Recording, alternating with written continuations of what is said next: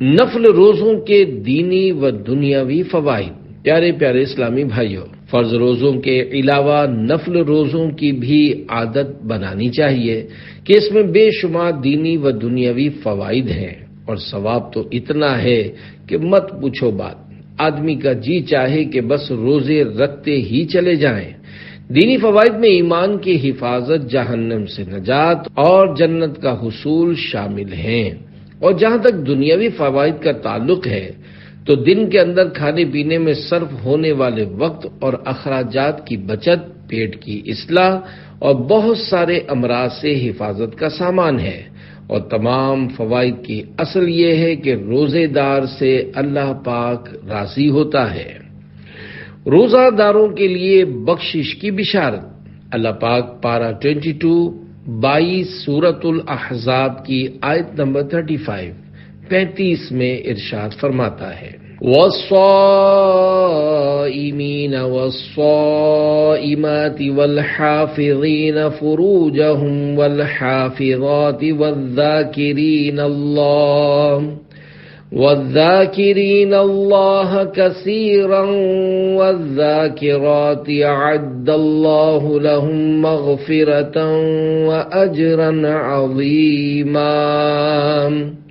ترجمہ کنز الایمان۔ اور روزے والے اور روزے والیاں اور اپنی پارسائی نگاہ رکھنے والے اور نگاہ رکھنے والیاں اور اللہ کو بہت یاد کرنے والے اور یاد کرنے والیاں، ان سب کے لیے اللہ نے بخشش اور بڑا ثواب تیار کر رکھا ہے۔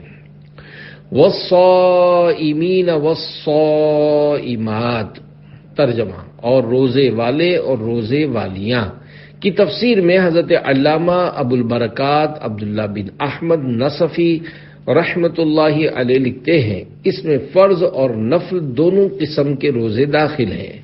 منقول ہے، جس نے ہر مہینے ایام بیض یعنی چاند کی 13، 14، 15 تاریخ کے 3 روزے رکھے، وہ روزے رکھنے والوں میں شمار کیا جاتا ہے۔ اللہ پاک پارہ 29 سورۃ الحاقہ کی آیت نمبر 24 میں ارشاد فرماتا ہے، کُلُوا واشربوا ہنیئا بما اسلفتم فی الایام الخالیہ۔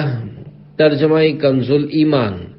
کھاؤ اور پیو رچتا ہوا صلہ اس کا جو تم نے گزرے دنوں میں آگے بھیجا۔